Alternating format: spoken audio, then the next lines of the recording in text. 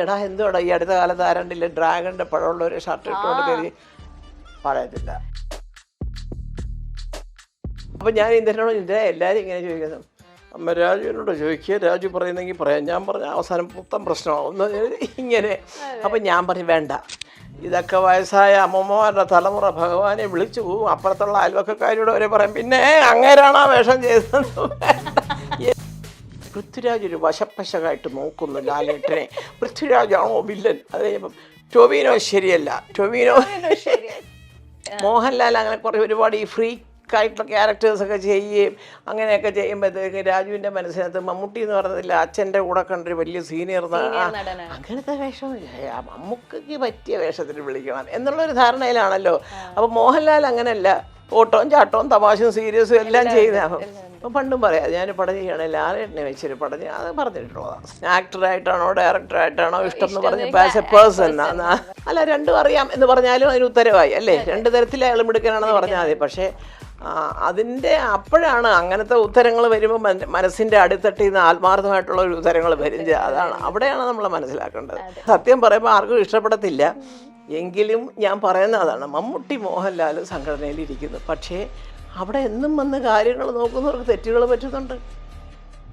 സുഖേട്ടൻ ഇങ്ങനെ സൈനിക സ്കൂളിൽ വന്നിരുന്ന് ഇവരുടെ നാടകമൊക്കെ കാണുമ്പോൾ ഇവന്മാർ 2 സിനിമയിൽ വരും കേട്ടോ മല്ലിക എന്നൊക്കെ പറയും. ഒട്ടൊന്നും വരുന്നില്ല, അവൻ ലെൻസിൻ്റെ കാര്യം പറയും എന്നൊക്കെ പറയുന്ന ആൾക്കാരും ഉണ്ടായിരുന്നു. കണ്ടെന്നിരിക്കും ജനത്തിനെ കണ്ടില്ലെന്ന് വരുത്തുന്നതും ഭവാൻ, മാളിക മുകളേറിയ മന്നന്റെ തോളിൽ മാറാപ്പ് കയറ്റുന്നതും ഭവാൻ. ഹൈ ക്വാളിറ്റി മെറ്റീരിയൽസ് കൊണ്ടാണ് നമ്മുടെ ഓരോ വീടും നിർമ്മിച്ചിരിക്കുന്നത്. അതുകൊണ്ട് തന്നെ 10 വർഷത്തെ വാറന്റിയാണ് നമ്മുടെ ഗ്യാരണ്ടി. ഇതുപോലൊരു വീടല്ലേ സർ ആഗ്രഹിക്കുന്നത്? ഇങ്ങനൊരു വീട് ആരാണ് ആഗ്രഹിക്കാത്തത്? Byte Homes for Kerala's leading tech enabled home builder. Welcome to Byte Homes for presence അങ്ങനെ പറ. മലയാളികൾ കാത്തിരിക്കുന്ന ബ്രഹ്മാണ്ഡ ചിത്രം എമ്പുരാൻ തിയേറ്ററുകളിൽ എത്തുമ്പോൾ the soul behind the director brilliance of Empuraan സാക്ഷാൽ മല്ലിക സുകുമാരൻ വിത്ത് us today. മല്ലിക എന്ത് പറ്റി? അല്ല അതല്ല പെട്ടെന്ന് അങ്ങനെ പറയാം അവരുടെ പേര് അങ്ങനെ പറ. അതാണ് അങ്ങനെ പറയും. ഇത് ആദ്യം കേൾക്കണല്ലോ മൈൽ സ്റ്റോണിൽ അങ്ങനെ പറയാൻ എന്നോട് പറഞ്ഞില്ല, അപ്പൊ പറഞ്ഞില്ല എങ്ങനെ പറയണമെന്ന് പറഞ്ഞില്ല. അപ്പൊ അങ്ങനെ അങ്ങനെ നമുക്ക് ഇപ്പൊ പറഞ്ഞു തുടങ്ങാം. ശരി ശരി ശരി അങ്ങനെ പറയാന്നുള്ളത് എന്റെ ഷോയുടെ പേരാണ്. ഓക്കെ, അപ്പൊ മല്ലികാമ്മേനെ കണ്ടിട്ട് നമ്മൾ എമ്പുരാൻ എമ്പുരാൻ എന്ന് പറഞ്ഞാൽ മലയാളികൾ മാത്രമല്ലല്ലോ, എല്ലാ പ്രേക്ഷകരും ഇപ്പൊ വെയിറ്റ് ചെയ്തിരിക്കുകയാണ് മാർച്ച് 27. സത്യമാണ് മോളെ, എന്റെ ഫോൺ നിറച്ച് ഞാൻ ജീവിച്ചിരിപ്പുണ്ടോന്ന് പോലും ആരും ചോദിക്കുന്നില്ല. എമ്പുരാന്റെ കാര്യം മാത്രമേ ഉള്ളൂ. സത്യം ആണല്ലേ. ഞാൻ പറഞ്ഞു മോനോട്, എൻ്റെ ദൈവമേ, അതുകൊണ്ട് ഞാനും അതുപോലെ അങ്ങ് പ്രാർത്ഥിക്കുക. ഈ പറഞ്ഞ പോലെ എന്തോ ചെയ്യാനാ. കാരണം ഒരുപാട് കഷ്ടപ്പെട്ടിട്ടുണ്ട് കേട്ടോ രാജു. ഞാൻ ഇതിനു മുമ്പുള്ള പല ഇന്റർവ്യൂവിൽ ഞാൻ രാജുവിന് അങ്ങനെ ഇതുണ്ട്, അവനൊരു പടം സംവിധാനം ചെയ്യുക അല്ലെങ്കിൽ അവൻ ഇൻവോൾവ് ചെയ്തൊരു കാര്യം വരുമ്പോൾ കണ്ടമാനം അതിലേക്ക് അങ്ങ് ഇറങ്ങി അങ്ങ് പോകും. അതിൽ നിന്ന് അവനെ പൊക്കിയെടുക്കാൻ ഇച്ചിരി പാടാ. അതുകൊണ്ട് ഞാനൊന്നും ചോദിക്കാറില്ല എപ്പോൾ വരുമെന്നോ അല്ലെങ്കിൽ എന്തേ ഇന്നലെ ഫോൺ ചെയ്തില്ല.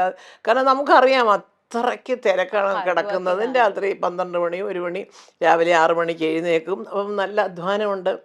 എമ്പുരാനെ കുറിച്ച് ലോകമെമ്പാടുമുള്ള ഞങ്ങളെ സ്നേഹിക്കുന്നവർക്കും അല്ലാത്തവർക്കും മലയാളികൾക്കും എല്ലാം പൊതുവെ ഒരു പ്രതീക്ഷയുണ്ട്. അപ്പം ഞാൻ വിചാരിക്കുന്നത്, ഈശ്വര, ഇത്രയോ പേര് നമുക്ക് വേണ്ടി അമ്മയുടെ മോൻ്റെ പടം എന്നൊക്കെ പറയുമ്പോൾ ഞാൻ വിചാരിക്കും നമ്മൾ കണ്ടിട്ടില്ലാത്തവർ പോലും പറയുന്നു ഇത് ഓടും, അമ്മ സമാധാനമായിട്ടിരുന്നാട്ടെ എന്നൊക്കെ പറയുന്നു. അവരുടെയൊക്കെ ഒരു നല്ല വാക്കിൻ്റെ ആ ഒരു ഫലം പടത്തിലുണ്ടാവുമെന്ന് വിശ്വസിക്കുന്നു. സർവോപരി ഈശ്വരാനുഗ്രഹം ഉണ്ടാവട്ടെ. പടം എല്ലാവരുടെയും പ്രതീക്ഷയ്ക്കൊത്ത് വരുമെന്ന് തന്നെയാണ് എന്റെയും പ്രതീക്ഷ. തീർച്ചയായിട്ടും ഞങ്ങളൊക്കെ അതിനാണ് വെയിറ്റ് ചെയ്തിരിക്കുന്നത്. മല്ലികാമ്മയ്ക്ക് അറിയോ, അലാം ഒക്കെ വെച്ചിട്ടാണ് എല്ലാവരും ബുക്ക് ചെയ്തത് തിയേറ്ററിൽ. എനിക്ക് ടിക്കറ്റ് പോലും കിട്ടിയിട്ടില്ല. കാലത്തോട്ടം കണ്ട് തുടങ്ങുന്നെന്ന് തോന്നല്ലേ അത് രാവിലെ. കാരണം അത്രയും എക്സൈറ്റഡ് ആണ് ആളുകൾ.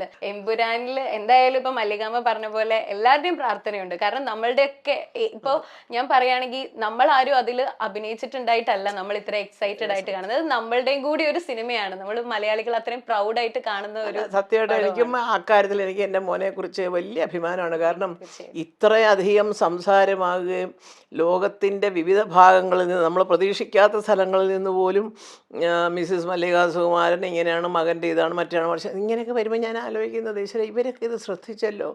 എൻ്റെ മോൻ ഇങ്ങനെ പടം എടുക്കുന്നതും ഇങ്ങനെയാണ്. അതിനകത്ത് ഉപയോഗിച്ച ക്യാമറയുടെ വരെ ഞാൻ മോനെ അയച്ചു കൊടുക്കും. എനിക്കിതൊന്നും അറിയില്ല കേട്ടോ എല്ലാം. അത് ഇതാണ്, ഇങ്ങനെയാണ്, മറ്റേ ക്യാമറ അല്ല, ഈ ക്യാമറ എന്തുകൊണ്ടാണ് അതിങ്ങനെ. അപ്പം ഇതൊക്കെ അറിയാവുന്നവരും ഇതൊക്കെ ശ്രദ്ധിക്കുന്നുണ്ട്. നമുക്ക് എന്ത് ക്യാമറയാണ് എന്ത് ലെൻസാണെന്നൊക്കെ ചോദിച്ചാൽ നമുക്ക് പണ്ട് കൊണ്ട് അഭിനയിക്കുന്നതൊക്കെ അറിയാമെന്നൊക്കെ, ക്ലോസപ്പ് ആണെങ്കിലും ഇന്ന ലെൻസ് അത്രയ്ക്കേ നമുക്കൊക്കെ ഒരു ചെറിയ വിവരമുള്ളൂ. ഇതങ്ങനല്ല. അതിനകത്ത് ഉപയോഗിക്കുന്ന ഒരു ടെക്നിക്കൽ സൈഡ് മുഴുവനും സുജിത് വാസുദേവും പൃഥ്വിരാജും കൂടെ ഓരോ ഷോട്ട് എടുത്തത് എങ്ങനെയാണ് എന്താണ് അതുവരെ ശ്രദ്ധിക്കുന്ന ഒരു ഓഡിയൻസിൻ്റെ ഇടയിലാണ് നമ്മൾ ജീവിക്കുന്നത്. അപ്പോൾ അതുകൊണ്ട് എന്തെല്ലാം ആരോപണങ്ങൾ വന്നാലും വിവരവും വിദ്യാഭ്യാസവും ഉള്ളവർ ഇതിൻ്റെ പ്രോസസ്സ് മുഴുവനും അവർ വായിക്കുന്നുണ്ട്, അറിയുന്നുണ്ട്. മോഹൻലാൽ എന്ന് പറയുന്ന വലിയ അത് പറയുന്നുണ്ട് ശരിക്കും പറഞ്ഞാൽ. അപ്പോൾ അദ്ദേഹത്തിനെ കുറിച്ച് ഇപ്പോൾ അദ്ദേഹം എങ്ങനെ അഭിനയിക്കുന്നൊന്നും ആർക്കും സംശയമില്ലല്ലോ, അതിനെക്കുറിച്ചൊരു തർക്കമേ ഇല്ല. ഇത്രയും വലിയൊരു പടം അഭിനയിച്ചിട്ട് ഇത്രയും ലോകത്തൊരു വലിയ ചർച്ചയായ സിനിമയുടെ ഒരു പ്രധാന നടനെന്നുള്ള രീതിയിൽ അത് പൃഥ്വിരാജ് തന്നെ ഡയറക്റ്റ് ചെയ്തു എന്നൊക്കെ പറയുമ്പോഴാണ് ആ കോമ്പിനേഷനാണ് അവർക്ക് ഭയങ്കര. അപ്പോൾ രാജുവിനോടും കുറച്ചൊരു അയാൾക്ക് കുറച്ച് വിവരമുണ്ട്, ഇപ്പോൾ അതിനെക്കുറിച്ചൊക്കെ അറിയാം, പഠിച്ചിട്ടാണ് ചെയ്തത്. അതിൻ്റെ കൂടെ കിട്ടിയത് ഏറ്റവും വലിയ സൂപ്പർ സ്റ്റാറിന്. അപ്പോൾ അരം പ്ലസ് അരം കിരരം എന്ന് പറഞ്ഞൊരു അരം പ്ലസ് ഒരു കുഞ്ഞരവും കൂടെ ആയപ്പോഴത്തേക്കും വലിയ അതായത് ഇപ്പൊ ലാലേട്ടന്റെയും രാജുവേട്ടന്റെയും പ്രസ് മീറ്റിലൊക്കെ വീഡിയോസ് ഒക്കെ ഭയങ്കരമായിട്ട് വൈറൽ ആയിക്കൊണ്ടിരിക്കുകയാണ്. അതില് ലാലേട്ടൻ പറയുന്ന കാര്യങ്ങളാണെങ്കിലും അവര് തമ്മിലൊരു ചേട്ടൻ അനിയൻ. അല്ല സത്യം അല്ല, ശരിക്കും പറയുകയാണെങ്കിൽ അങ്ങനെ തന്നെയാണ്. ഞാൻ എപ്പോഴും പറയാറില്ല, എനിക്ക് ലാലുവിനെ കുറിച്ച് എനിക്ക് എന്ത് കാര്യവും പറയാനുള്ള ഒരു സ്വാതന്ത്ര്യവും കാരണം എനിക്ക് ഒരു 6 വയസ്സ് തൊട്ട് ലാലുവിനെ അറിയാവുന്ന ഒരാളാണ്. എനിക്ക് അത്രയും ആ അടുപ്പമല്ല മമ്മൂട്ടി നമ്മളൊരു സീനിയർ നടനായിട്ടൊരു ബഹുമാന പുരസ്സരം നമ്മൾ കാണുന്നു. അദ്ദേഹത്തിൻ്റെ ഇപ്പോൾ ഈ പറഞ്ഞ സുഹൃത്തിൻ്റെ വലിയ സുഹൃത്താണ്. ലാലു അങ്ങനല്ല, എനിക്ക് ഇന്ദ്രൻ്റെ ചേട്ടനായിട്ട് വേണമെങ്കിലും എനിക്ക് കാണാവുന്നതേ ഉള്ളൂ. കാരണം അത്രയും അടുപ്പം കുടുംബമായിട്ടുണ്ട്. വളരെ ഞങ്ങൾ അവിടെ ഇങ്ങോട്ടും അങ്ങോട്ടും ഒക്കെ അച്ഛനും അമ്മയും എല്ലാവരും അതെ വലിയ അടുപ്പക്കാരാണ് ഞങ്ങൾ. അപ്പോൾ ലാലുവിനെ ഇപ്പോൾ ഈ പുറമേ അങ്ങനെയൊന്നും പറഞ്ഞ് ആചാര കസർത്തൊന്നും ചെയ്തില്ലെങ്കിൽ ലാലുവിന് രാജുവിനെ ഇഷ്ടമാണ്, രാജുവിന് അതിനെക്കാട്ടിലും ഇഷ്ടമാണ്. ഇവരെല്ലാം ഈ ലാലുവിൻ്റെ കുസൃതികളൊക്കെ ചിലപ്പോൾ ഈ പിള്ളേരോട് പണ്ട് പറഞ്ഞിട്ടുണ്ട്. എന്നെ പോലെ ആയിരുന്നടാ മോഹൻലാൽ എന്നൊക്കെ പറഞ്ഞിട്ട് എന്നൊക്കെ പറയും. പക്ഷെ അതൊന്നും അല്ല, ലാലുവിൻ്റെ ഒരു മനസ്സുണ്ടല്ലോ, അതൊക്കെ ഒരു തുറന്ന വേദിയിൽ പറയാൻ അത് സിനിമയിൽ എല്ലാവർക്കും കിട്ടത്തില്ല. സത്യം പറയാം, ഞാൻ പറയാമല്ലോ, അമ്മ അസോസിയേഷനിൽ മോഹൻലാലല്ലേ പ്രസിഡന്റ്, അദ്ദേഹം പറഞ്ഞോളൂ ഇതാണോ ജോലി അദ്ദേഹത്തിന്? എന്തുകൊണ്ടാണ് ഈ അമ്മയുടെ തലപ്പത്ത് മമ്മൂട്ടി മോഹൻലാലും വരണമെന്ന് ഞാനടക്കമുള്ളവർ ആലോചിക്കുന്നത്? അത് ആരെങ്കിലും ഈ അമ്മയിലുള്ളവർ ചിന്തിക്കുന്നുണ്ടായിരിക്കാം, എന്തോ എനിക്കറിയില്ല. അവരുടെ പേരാണ് നമുക്ക് വേണ്ടത്, അല്ലാതെ അവർ രാവിലെ ഇവിടെ വന്ന് അറ്റൻഡൻസ് ഇടുമല്ല ആരൊക്കെ അതല്ല അവരുടെ ജോലി. അവർ മലയാള സിനിമയുടെ യശസ് ലോകമെമ്പാടും ഉയർത്താൻ നടക്കുന്ന 2 വ്യക്തികൾ കാലത്ത്. അതിനാണ് വേറൊരു കമ്മിറ്റിയും ഒരു സെക്രട്ടറിയും ഒരു ട്രഷററും അതും ഇതൊക്കെ ആയിട്ട് കുറേ ആൾക്കാരെ എടുത്തിരിക്കുന്നത്. അവരും ഇല്ലേ, വേറെ ഉണ്ടല്ലോ, കമ്മിറ്റിയിൽ നിന്ന് ആരെങ്കിലും വിളിച്ച് 2 പേരെ ഇരുത്താം. അപ്പോൾ ഞാൻ പറയുന്നത് അവരവിടെ വരണം എന്നുള്ളതല്ല. അത് മമ്മൂട്ടി മോഹൻലാലാണ് കേട്ടോ എൻ്റെ മറ്റേ തലപ്പത്ത് കാര്യങ്ങൾ. അയ്യോ വേണ്ട, ഇനി അവിടെ ചെന്നതിന് ഒന്നും പറയാൻ നിൽക്കേണ്ട, അവർക്കൊരു മനസ്സിന്. അപ്പോൾ അവരോടുള്ള ബഹുമാനം കൊണ്ടാണ് ചിലപ്പോൾ ഒരു പക്ഷേ പല തെറ്റുകളും അമ്മ ചെയ്തു എന്ന് തോന്നുന്നത് മിണ്ടാതെ നമ്മളൊക്കെ വിടുന്നത്. അതെല്ലാ സംഘടനയിലും അങ്ങനെയാണ്. ഇപ്പം തലപ്പത്തിരിക്കുന്ന ആളുടെ ഇൻഡസ്ട്രിയിലെ സ്ഥാനം എന്താണെന്ന് നമ്മൾ നോക്കും അല്ലേ. ഈ പറഞ്ഞതിൻ്റെ തൊട്ട് ജീവിതത്തിൽ ഒരു പടമൊറ്റ എടുത്ത് പൊട്ടി അടപ്പിളകി വീട്ടിൽ ഇരിക്കുന്നവൻ വന്ന് കടഞ്ഞിട്ട് നമ്മുടെ അടുത്തൊക്കെ പറയണം കേട്ടോ, നിങ്ങൾ പടമെടുക്കാൻ വരൂ എന്നൊക്കെ പറഞ്ഞാൽ സാറൊരിക്കൽ പണ്ടെടുത്തില്ലയോ ഒന്ന് എടുത്തു, എന്താ അത് പോയി പോയി അപ്പോൾ ഞങ്ങളും പോയാലോ എന്ന് എന്നൊക്കെ ഉപദേശങ്ങൾ പോലെ ഉള്ളൂ മോളെ എല്ലാം. ഇതൊക്കെ പറഞ്ഞു കഴിഞ്ഞാൽ സത്യം പറയുമ്പോൾ ആർക്കും ഇഷ്ടപ്പെടത്തില്ല. എങ്കിലും ഞാൻ പറയുന്ന അതാണ്, മമ്മൂട്ടി മോഹൻലാൽ സംഘടനയിലിരിക്കുന്നു, പക്ഷേ അവിടെ എന്നും വന്ന് കാര്യങ്ങൾ നോക്കുന്നവർക്ക് തെറ്റുകൾ പറ്റുന്നുണ്ട്. ഞാൻ ഈ അടുത്ത കാലത്ത് പറഞ്ഞില്ല, എൻ്റെ താരണ്ടി ചോദിച്ചു കുടുംബയോഗത്തിൽ ചേച്ചി പാട്ട് പാടും. ഏത് കുടുംബയോഗം? അല്ല അമ്മയ്ക്കൊരു കുടുംബയോഗം ഉണ്ടായിരുന്നു, ഞാനിവിടെ കൊച്ചിയിലുണ്ട്, ഞാൻ അറിഞ്ഞില്ല.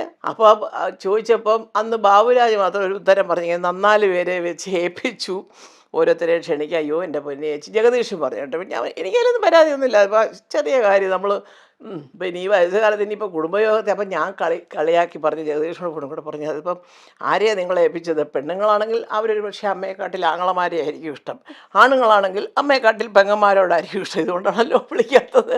ഇതൊന്നും ഒരു കുറ്റമല്ല. വയസ്സുകാലത്ത് ഈ അമ്മമാരൊക്കെ വന്നിരിക്കുന്ന ഒരു ബുദ്ധിമുട്ടാണ് സത്യം.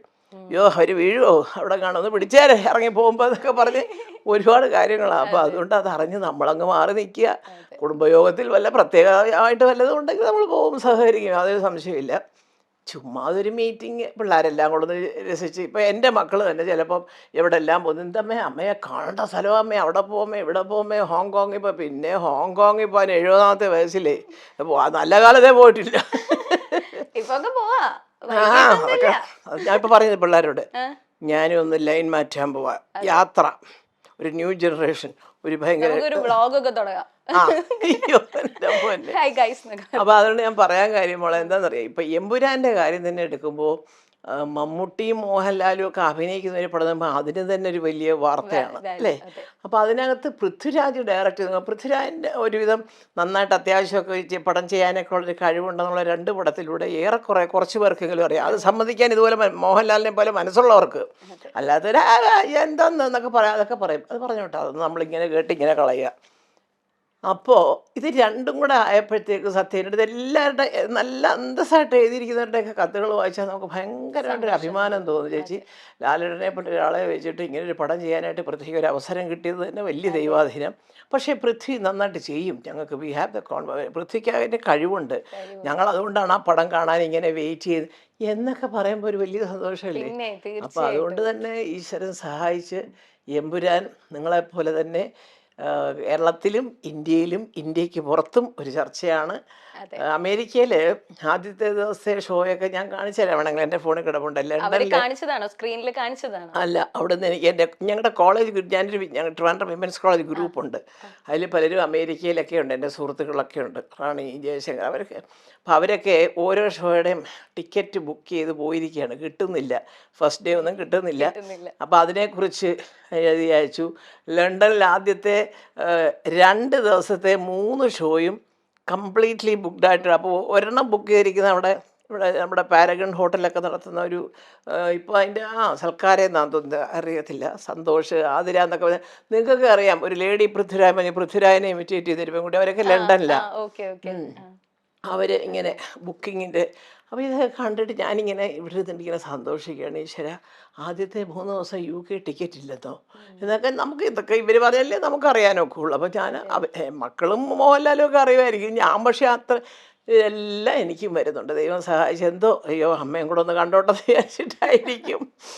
അതെല്ലാം കാണുമ്പോൾ കൂടുതൽ വിനയത്തോടുകൂടി ഈശ്വരനോട് പറയുകയാണ്, ദൈവമേ, ശത്രുക്കളും മിത്രങ്ങളും ഉണ്ടെങ്കിലും ഇത് നമ്മുടെ ചോറാണ്, ഇതിനകത്ത് കരകയറ്റി വിടണം. ഇത്രയേ ഉള്ളൂ എൻ്റെ പ്രാർത്ഥന. ഇപ്പൊ ലാലേട്ടൻ ആ പ്രസ് മീറ്റിൽ തന്നെ രാജുവിനെ പറയുന്ന നമുക്ക് തന്നെ ഭയങ്കര സന്തോഷം. ലാലേട്ടൻ പറഞ്ഞിരിക്കുന്നത് ഇന്ത്യയിലെ ഏറ്റവും വലിയൊരു സംവിധായകനായി മാറും പൃഥ്വിരാജ് എന്നാണ് പറഞ്ഞിരിക്കുന്നത്. ഞാൻ കണ്ടു, അതെല്ലാം ഞാൻ ലാലുവിൻ്റെ എല്ലാം ഞാൻ കേട്ടു. ഒരുവിധപ്പെട്ട പ്രസ് മീറ്റിൽ പറഞ്ഞ കാര്യങ്ങളൊക്കെ കേട്ടു. ഇന്നലെ തന്നെ ആക്ടറായിട്ടാണോ ഡയറക്ടറായിട്ടാണോ ഇഷ്ടം എന്ന് പറഞ്ഞപ്പോൾ ആസ് എ പേഴ്സൺ അതൊക്കെ നല്ല ഒരു, അത് ശരിക്കും പറഞ്ഞാൽ അത് മോളെ അത് തോന്നിയാലും അല്ല, രണ്ടും അറിയാം എന്ന് പറഞ്ഞാലും അതിന് ഉത്തരവായി അല്ലേ. 2 തരത്തിൽ അയാൾ മിടുക്കനാണെന്ന് പറഞ്ഞാൽ മതി. പക്ഷേ അതിൻ്റെ അപ്പോഴാണ് അങ്ങനത്തെ ഉത്തരങ്ങൾ വരുമ്പോൾ മനസ്സിൻ്റെ അടിത്തട്ടിൽ നിന്ന് ആത്മാർത്ഥമായിട്ടുള്ള ഒരു ഉത്തരങ്ങൾ വരും. അതാണ്, അവിടെയാണ് നമ്മൾ മനസ്സിലാക്കേണ്ടത്. അതിപ്പം മമ്മൂട്ടിക്കും അറിയാം നന്നായിട്ട്. എൻ്റെ മക്കളെ എല്ലാം നന്നായിട്ട് സുഖമായിട്ടുള്ള കാലം മുതലേ വലിയ അടുപ്പക്കാരാണ്. അപ്പം ലാലുവിനെ കുടുംബപരമായിട്ട് ഞാനൊരു കൊച്ചു മോനെ പോലെ എപ്പോഴും വയസ്സ് വലിയ വ്യത്യാസമൊന്നുമില്ല. എന്നാൽ ലാലു എന്നെ കണ്ട് ഒരുപാട് ഉള്ളതാണ്, ഞാൻ പറഞ്ഞില്ലേ. അപ്പോൾ എന്നാലും ആ ഒരു സ്നേഹവും അടുപ്പവും ഒക്കെ ഉണ്ടല്ലോ. ചുമ്മാ അങ്ങ് വെറുതെ ഈ പത്രമാധ്യമങ്ങളിൽ വരുന്ന ഭാഷ പോലെ തെക്കോട്ടും വടക്കോട്ടും ഇട്ട് കളയാനുള്ളതല്ല. അതൊക്കെ എന്നും നിലനിൽക്കുന്ന ബന്ധങ്ങൾ തന്നെയാണ്. എമ്പുരാന്റെ സീനൊക്കെ മല്ലികാമ്മേനെ കാണിച്ചു തന്നിട്ടുണ്ടോ? അയ്യോ എൻ്റെ ദൈവമേ, ബെസ്റ്റ്. എല്ലാം കൂടെ സുപ്രിയ തന്നെ മുഴുവൻ കണ്ടിട്ടുണ്ടോ എന്ന് സംശയമുണ്ടല്ലേ. അതെല്ലാം അദ്ദേഹത്തിൻ്റെ പേഴ്സണൽ പ്രോപ്പർട്ടിയാണ്. പിന്നെ ഞാൻ ചിലപ്പോൾ ചോദിക്കും, എന്തുവാ മോനെ അദ്ദേഹം ഇന്ദ്രനോട് ഞാൻ പറഞ്ഞടാ എന്തോടാ ഈ അടുത്ത കാലത്ത് ആരണ്ടില്ല ഡ്രാഗണിന്റെ പഴമുള്ള ഒരു ഷർട്ട് ഇട്ടുകൊണ്ട് കയറി പറയത്തില്ല. അയ്യോ, അത് മല്ലികാമ്മയ്ക്ക് അറിയില്ലായിരുന്നോ? അതായിരുന്നു മെയിൻ ആയിട്ട് എനിക്ക് ചോദിക്കേണ്ടത്. കാരണം ആ നായകൻ, ആ സർപ്രൈസ് നായകൻ ആരാണെന്ന് ഇങ്ങനെ വെയിറ്റ് ചെയ്ത് എൻ്റെ അടുത്ത് ഒരുപാട് പേര് എന്നോട് ചോദിച്ചു. ഞാൻ പറഞ്ഞു, എൻ്റെ പൊന്നു കുഞ്ഞെ അത് ഏത് ഷർട്ട് ആരാ എനിക്കറിയാൻ വയ്യ, ഞാൻ കണ്ടിട്ടില്ല. കണ്ടായിരുന്നോ? അത് കേൾക്കണം. അപ്പം ഞാൻ ഇന്ദ്രനോട് എല്ലാവരും ഇങ്ങനെ ചോദിക്കുന്നു. അമ്മ രാജുവിനോട് ചോദിക്കുക, രാജു പറയുന്നെങ്കിൽ പറയാം. ഞാൻ പറഞ്ഞ അവസാനം മൊത്തം പ്രശ്നമാവും ഇങ്ങനെ. അപ്പം ഞാൻ പറഞ്ഞു വേണ്ട. അപ്പോൾ ഒരു സസ്പെൻസ് ഇരിക്കട്ടെ, തിയേറ്ററിൽ അയ്യോ ഞാൻ എനിക്കറിയാം. ഞാൻ പലപ്പോഴും പറയും, ഇവരെ സിനിമ ഇടുമ്പോൾ കാണാൻ വിളിക്കും. ചിലപ്പം അവൻ്റെ ഹോം തിയേറ്ററിൽ ചിലപ്പോൾ ഈ ക്യൂബ് കണക്ട് ചെയ്ത് അങ്ങനെ. അപ്പോൾ ഞാൻ പറയാം, എനിക്ക് ആ തിയേറ്ററിൽ ചെന്നിരുന്ന് ആർപ്പും വിളിയും ബഹളവും ഇതൊക്കെ അറിഞ്ഞ് കാണുമ്പോൾ ഒരു രസമാണ്. അതെ. പിന്നെ എല്ലാ സസ്പെൻസ് നമ്മൾ തിയേറ്ററിൽ കാണുമ്പോൾ അതിൻ്റെ സൗണ്ടും കാര്യങ്ങളും എല്ലാം കൂടെ. അപ്പം ഞാൻ ഇന്നേരോട് പറഞ്ഞാൽ വേണ്ട, നീ പറയണ്ട, അവിടെ ഇരിക്കട്ടെ. പിന്നെ ഓരോന്നിങ്ങനെ കാതി കേൾക്കുന്നെങ്കിൽ ഇതൊക്കെ ഏതാ സത്യം ഭഗവാൻ. അപ്പൊ മല്ലികാമ്മ നമ്മളെ പോലെ തന്നെ ഞാൻ ചോദിക്കത്തേയില്ല, അത്രയും സസ്പെൻസായിട്ട് പൃഥ്വിരാജ് ഒരു ഒന്നാമത്തെ കാര്യം പിള്ളേർക്കൊരു തെറ്റിദ്ധാരണ വരും. ഞാനതല്ല കേട്ടോ ആള്, ഞാൻ കുറച്ചുകൂടെ ബുദ്ധിപരമായിട്ട് കാര്യങ്ങൾ ചെയ്യുന്ന ആളാണ്. എന്നാലും ഇതൊക്കെ വയസ്സായ അമ്മമ്മമാരുടെ തലമുറ ഭഗവാനെ വിളിച്ചു പോവും. അപ്പുറത്തുള്ള അയൽവക്കക്കാരോട് വരെ പറയും, പിന്നെ അങ്ങേരാണ് ആ വേഷം ചെയ്തത് എന്ന് ധരിക്കുന്ന ഒരു യുവതലമുറയുടെ കൂടെ നമ്മൾ ജീവിക്കുന്നത്. അപ്പൊ ഞാൻ അറിയാതിരുന്നാൽ അതാ നല്ലത്. ഞങ്ങളുടെ കോളേജ് ഗ്രൂപ്പിൽ ചോദിക്കുന്നുണ്ട്, ആരാണ്ടോ ഒരു സൂപ്പർ സ്റ്റാർ ഉണ്ടെന്നോ. ഞാൻ പറഞ്ഞു, എൻ്റെ പൊന്നെ, ഞാൻ ഇല്ല, ഞാനായിരുന്നു സൂപ്പർ സ്റ്റാർ. ഇപ്പൊ ഇവിടുത്തെ വീട്ടിൽ തൽക്കാലം എന്നൊക്കെ പറഞ്ഞ് തമാശ പറഞ്ഞ് ഞാൻ രക്ഷപ്പെടും. സത്യത്തിൽ അറിയില്ല. അത് കുഴപ്പമില്ല, അങ്ങനെ തന്നെ ഇരിക്കട്ടെ. അതുപോലെ തന്നെ വില്ലൻ ആരാണെന്നുള്ളതും ഇങ്ങനെ ആൾക്കാർ ഇന്നലെ കണ്ട് ഞാൻ ആരും എഴുതിയത് പൃഥ്വിരാജ് ഒരു വശപ്പശകായിട്ട് നോക്കുന്നു ലാലേട്ടനെ. പൃഥ്വിരാജാണോ വില്ലൻ? അത് കഴിഞ്ഞപ്പം ടൊവിനോ ശരിയല്ല, ടൊവിനോ ശരിയല്ല. എനിക്ക് 3-4 പേരുടെ പേര് ഇങ്ങനെ വില്ലൻ. മല്ലികാമ്മയ്ക്ക് എന്താണ് തോന്നുന്നത്? മല്ലികാമ്മയ്ക്ക് ആരായിരിക്കും വില്ലൻ എന്നാ തോന്നുന്നത്? ഇതിനകത്ത് വില്ലനുണ്ടോ? അങ്ങനെ ഇല്ല, അങ്ങനെയൊന്നും ഇല്ലല്ലോ അല്ലേ? അല്ല, ഇത് കഴിഞ്ഞ പടത്തിലും നമ്മൾ അതിന്റെ ബാക്കിയല്ലേ ഇത്. അതെ അതെ. അപ്പൊ എനിക്ക് തോന്നുന്നു അങ്ങനത്തെ വില്ലന്മാരായിരിക്കും. അല്ലാതെ നമുക്ക് പക്ഷെ ഇതില് വില്ലനിസം അതൊന്നും അല്ല ഈ മൂവിയുടെ മെയിൻ ഇമ്പോർട്ടന്റ് സംഭവം. അതാണ് ഞാൻ വിചാരിക്കുന്നത്. വില്ലൻ ഉണ്ടാവും, പക്ഷെ ഒരു രഹസ്യമായ വില്ലൻ അതാണ് ഇതെന്തായാലും ഈ സ്റ്റീഫൻ നെടുമ്പള്ളി ആരാണ്, എങ്ങനെയാണ് ഖുറേഷി എബ്രഹാം, അതായിരിക്കുമല്ലോ പ്രധാന സംഭവം. എനിക്ക് മനസ്സിലാക്കുന്ന അങ്ങനെ എങ്ങനെ ഇദ്ദേഹം ഈ ജീവിതത്തിലേക്ക് വന്നു. നാട്ടിൽ വരുമ്പോൾ സ്റ്റീഫൻ നെടുമ്പള്ളി, ഇവിടെ വരുമ്പോൾ ഇങ്ങനെയൊക്കെയാണ് അദ്ദേഹം. അപ്പൊ അതിന്റെ ഒരു കണ്ടുപിടുത്തത്തിന്റെയോ അല്ലെങ്കിൽ കൂടുതൽ വിശദീകരിക്കുന്ന സംഭവം ആയിരിക്കും. അത്രയാണ് നമുക്കറിയുന്നത്. നമ്മളെ പോലെ തന്നെ വെയിറ്റ് ചെയ്തിരിക്കുകയാണ് മല്ലികാമ്മ അല്ലേ? ഇപ്പൊ അതെ, ഇപ്പൊ ഈ ലൂസിഫർ മൂവിയില് അതിന്റെ ടൈറ്റിലിൽ തന്നെ തുടങ്ങുമ്പോ തന്നെ ടൈറ്റിലിൽ നമ്മുടെ സുകുമാരൻ സാറിന്റെ ഫോട്ടോ കാണിക്കുന്നുണ്ടായിരുന്നു. അപ്പം ഈ ലൂസിഫർ ഫിലിം കണ്ടപ്പോ ആ ഒരു മൊമെന്റില് മല്ലികാമ്മയ്ക്ക് അന്നേരം എനിക്ക് കണ്ണു നിറഞ്ഞു സത്യം പറഞ്ഞാൽ. കാരണം തീർച്ചയായിട്ടും സുഖേട്ടന് ഈ പാടം പൂത്ത കാലം എന്ന് പറഞ്ഞൊരു സ്ക്രിപ്റ്റ് ഒക്കെ റെഡി ആയിട്ട് തിലകൻ ചേട്ടൻ, മനോജ് കെ ജയൻ, അങ്ങനെ എൻ്റെ കമ്പോസിങ് നമ്മുടെ ഒരു അനിയൻ എന്നൊക്കെ പറഞ്ഞ CMS കോളേജിലെ കോട്ടയം. അന്നേരം അതെല്ലാം ഏതാണ്ടൊക്കെ ശരിയായി ഒക്കെ നമ്മൾ എൻ്റെ സ്ക്രിപ്റ്റിന്റെ കോപ്പിയൊക്കെ ആ സ്ക്രിപ്റ്റ് ഇപ്പോഴും ഉണ്ട് കേട്ടോ. ഇതിനിട്ട പേരാണ് പാടം പൂത്ത. ഒരു നാട്ടിൽ പറഞ്ഞ നല്ല കഥയാണ്, പക്ഷെ നല്ല കുടുംബകഥയാണ് അത്. അപ്പോൾ അതിങ്ങനെ അന്നേരമാണ് പിന്നെ സുഖേട്ടനാകെ മൊത്തം അങ്ങ് അത് ചെയ്യാൻ പറ്റാതെ പോയത്. അപ്പോൾ അന്നുകൊണ്ട് ഞാൻ വിചാരിക്കും, സുഖേട്ടൻ ഇങ്ങനെ സൈനിക സ്കൂളിൽ വന്നിരുന്ന് ഇവരുടെ നാടകമൊക്കെ കാണുമ്പോൾ ഇവന്മാർ 2 സിനിമയിൽ വരും കേട്ടോ മല്ലിക എന്നൊക്കെ പറയും. അപ്പം ഞാൻ വിചാരിച്ചു ചുമ്മാ തമാശ. ഞാൻ പറഞ്ഞു, വരട്ടെ സുഖേട്ടാ, നമ്മൾ 2 സിനിമയല്ലേ, അവനെനിക്ക് അറിയാമെങ്കിൽ പഠിക്കട്ടെ, പഠിത്തം കഴിഞ്ഞിട്ട് ചെയ്യാം. ഏതായാലും രാജു ഇറങ്ങി തിരിച്ചു. കൊച്ചിലെ അതെ ഇവർ സിനിമയിൽ അഭിനയം അത് 2 പേരും അതെ കേട്ടോ. മറ്റുള്ള സിനിമാ സംബന്ധമായ പുസ്തകങ്ങളും വായിക്കുമായിരുന്നു, ഫിലിം മേക്കിംഗ്, ഡയറക്ഷൻസ്. അതിപ്പോൾ ഈ മനോജ് കെ ശ്യാമളുടെയൊക്കെ ഒരു പുസ്തകമൊക്കെ രാജുവൊക്കെ വരുത്തി വായിച്ചിരിക്കുന്നത് എനിക്കറിയാം. അപ്പോൾ അന്ന് സിനിമയൊന്നും സംവിധാനം ചെയ്തിട്ടില്ല. അപ്പോൾ ഈ സിനിമയുടെ എല്ലാ വശങ്ങളെക്കുറിച്ചും അവന് അറിയാനും പഠിക്കാനും താല്പര്യം. ഇടയ്ക്ക് കാണും വല്ലതും പറഞ്ഞാൽ അന്നത്തെ കാലത്ത് ഒട്ടൊന്നും വരുന്നില്ല, അവൻ ലെൻസിൻ്റെ കാര്യം പറയും എന്നൊക്കെ പറയുന്ന ആൾക്കാരും ഉണ്ടായിരുന്നു. അതൊക്കെ എല്ലായിടത്തും ഉണ്ട്. ഇപ്പോൾ സിനിമയിൽ മാത്രമല്ല, ഇപ്പോൾ രാഷ്ട്രീയത്തിൽ നമ്മൾ നേരം വെളുത്താൽ അങ്ങോട്ടും ഇങ്ങോട്ടും. ഞാൻ ഇന്നലെ ചോദിച്ചത് ആരോടോ ഞാൻ ചോദിച്ചു, ഒരു സർക്കാർ ഭരിക്കുമ്പോൾ പ്രതിപക്ഷത്തിരിക്കുന്നവർ എന്തെങ്കിലും നല്ലത് പറഞ്ഞു കേട്ടിട്ടുണ്ടോ? നല്ല ഭരണം എന്ന് പറയൂ, എന്തൊക്കെ കുറ്റങ്ങൾ കണ്ടുപിടിക്കാമോ? ഇപ്പൊ ഇന്ന് കമ്മ്യൂണിസ്റ്റ് ആണെങ്കിൽ കോൺഗ്രസ്സുകാർ കുറ്റം പറയും, നാളെ കോൺഗ്രസ് ഭരിക്കുമ്പോൾ കമ്മ്യൂണിസ്റ്റുകാർ കുറ്റം പറയും. അതുകൊണ്ട് കുറ്റങ്ങൾ മാത്രം പറഞ്ഞ് ഒരാൾക്ക് കേൾക്കാതെ ഭരിക്കാനൊന്നും ഒക്കത്തില്ല.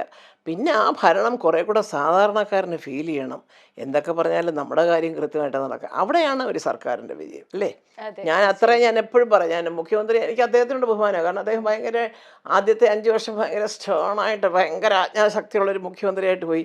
പിന്നെ അണികൾ കുറച്ച് കൂടുതൽ കളിക്കുന്നുണ്ടോ എന്നൊരു സംശയം ഞാൻ എല്ലാവരോടും പറയുന്നതാണ്. പക്ഷെ എന്നാലും എൻ്റെ ഒരു വിശ്വാസം കുറച്ചും കൂടി ചീഫ് മിനിസ്റ്ററും അദ്ദേഹത്തിൻ്റെ അടുത്ത് നിൽക്കുന്ന ഉദ്യോഗസ്ഥന്മാരും സ്ട്രോങ് ആയാൽ ഒരുപാട് കാര്യങ്ങൾക്ക് ഇവിടെ ഒരു നിയന്ത്രിക്കാൻ സാധിക്കും. ഏറ്റവും സഹിക്കാൻ വയ്യാത്തത് ഇപ്പോഴത്തെ ഈ യുവതലമുറയുടെ കാര്യവും ജാതി മതത്തിൻ്റെ കാര്യം. എന്തോന്ന് ജാതി, ഈശ്വര!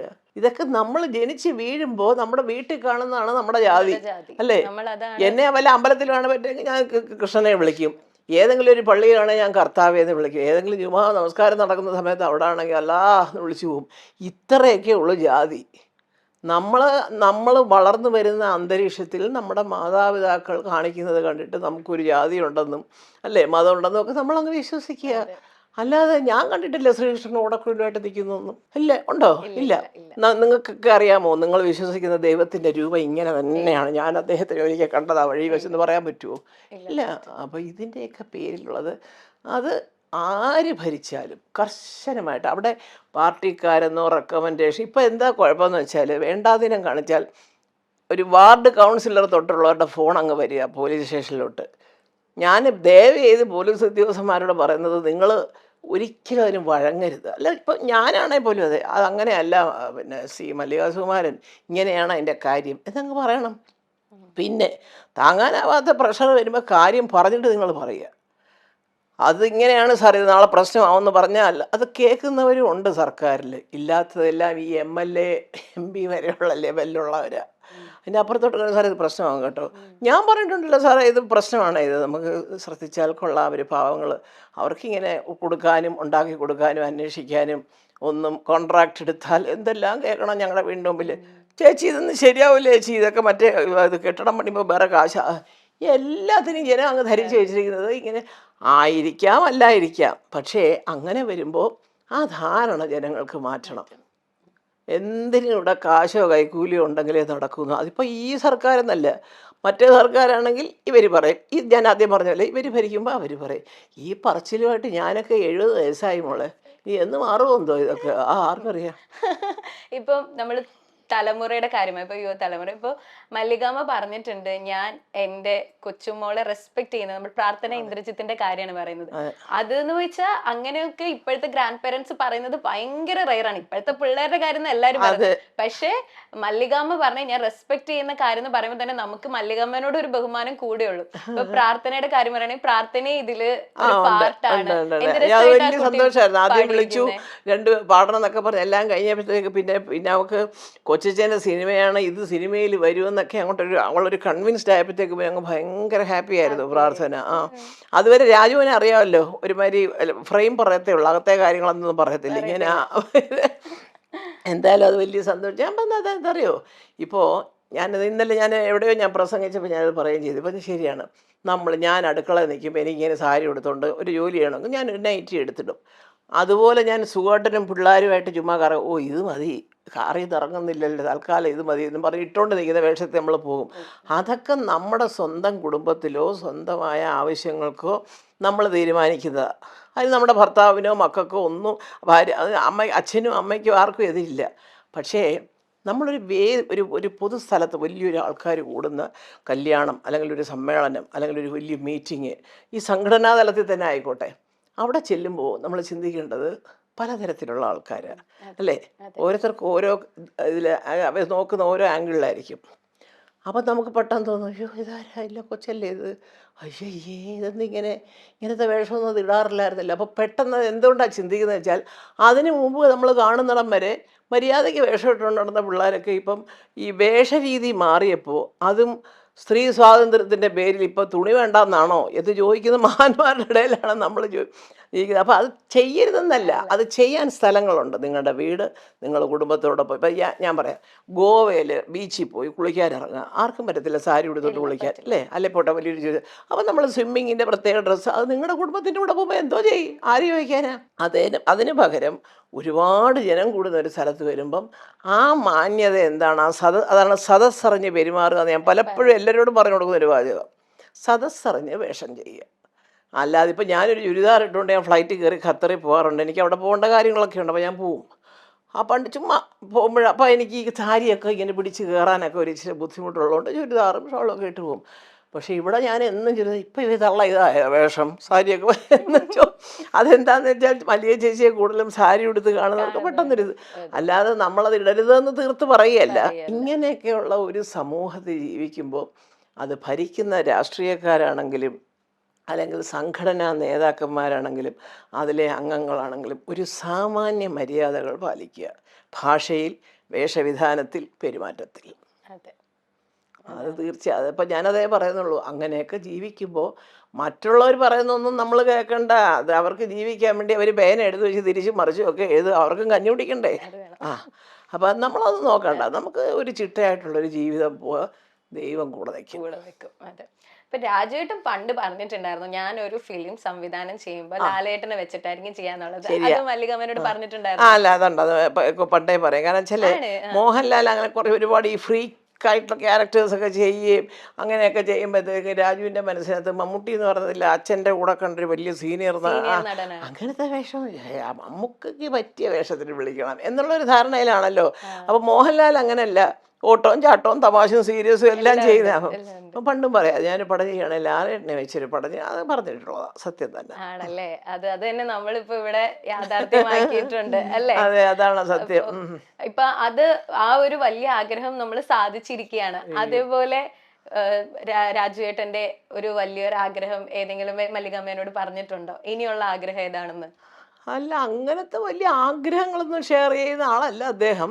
പിന്നെ ഞാൻ ചിലപ്പോൾ അങ്ങോട്ട് പറയും, മോനെ ഇങ്ങനെയൊക്കെ ആയിരുന്നു മോനെ, അതൊക്കെ നടക്കും അമ്മേ, ഇങ്ങനെ ജനറലായിട്ട് പറയത്തുള്ളൂ. ഇന്ന അച്ഛൻ ഇങ്ങനെ ഒരു ആഗ്രഹം ഉണ്ടായിരുന്നു മക്കളെ, അല്ലെങ്കിൽ ഇങ്ങനെയാണ് മറ്റാണ് മറിച്ചാണ് എന്നൊക്കെ ഞാൻ പറയും. പിന്നെ അവനറിയാം അമ്മ എന്ന് പറഞ്ഞ വ്യക്തി അത്ര മണ്ടിയല്ലെന്നുള്ളത് അറിയാം. കാരണം ഇപ്പം തന്നെ എല്ലാവരും ചോദിക്കും, ചേച്ചി എന്ത് പോകാത്തത് അവിടെ, ചേച്ചി എന്തിവിടെ? ഞാൻ എന്തിന് ആരെ ഈ തമിഴ്നാട്ടിൽ പോയാൽ എനിക്ക് ആരെയും അറിയാമേത്തെ 20 വർഷം ഞാൻ ജീവിച്ച സ്ഥലമാണ്, നല്ല സ്വന്തം വീട് വാങ്ങിച്ച്. ഞങ്ങളുടെ വീട്ടിൽ ഈ പറഞ്ഞാൽ അന്ന് ഫാസിൽ സാറ് വാടകയ്ക്കെടുത്ത് വിജയ് വരെ, ആ വിജയിനെ ഞാൻ വർഷങ്ങൾക്ക് ശേഷം ഉറുമയുടെ CD ലോഞ്ചിലാണ് പിന്നെ ഞാൻ കാണുന്നത്. എന്നിട്ടും അവരുടെയൊക്കെ ഒരു പെരുമാറ്റം കാണണം. അതൊക്കെയാണ് നമ്മുടെ ആർട്ടിസ്റ്റുകൾ. ഇപ്പം ഞാൻ ഈ പറഞ്ഞതിൻ്റെ തൊട്ട് നമ്മുടെ സംഘടനയ്ക്കകത്തിരുന്ന് 10 പേര് നല്ലത് പറയുമ്പോൾ 20 പേര് ചീത്ത പറയാൻ കാണും, സ്വാഭാവികം എല്ലായിടത്തും. പക്ഷെ എന്ത് പറഞ്ഞാലും നമ്മളങ്ങനെ അല്ലല്ലോ ഇവരെ കണ്ടിരിക്കുന്നത് എന്നുള്ള ഒരു ധാരണ ഓരോ വ്യക്തിയെ പറ്റി നമ്മൾ പഠിച്ചു വയ്ക്കുമ്പം അത് നമ്മുടെ പെരുമാറ്റത്തിൽ അത് കാണിക്കണം, അല്ലേ? തീർച്ചയായിട്ടും. എന്ന് പറയുന്ന പോലെ എനിക്ക് അവിടെ തമിഴ്നാട്ടിൽ അറിയാൻ, ഞാൻ കമലഹാസൻ്റെ കൂടെ 6 or 7 പടം വർക്ക് ചെയ്തിട്ടുണ്ട്. എന്ത് കാര്യമായിട്ടാണ്. അപ്പോൾ എപ്പോഴും പറയും, ഞാൻ November 4th അദ്ദേഹം ഒരേ വർഷം, അദ്ദേഹം November 7th.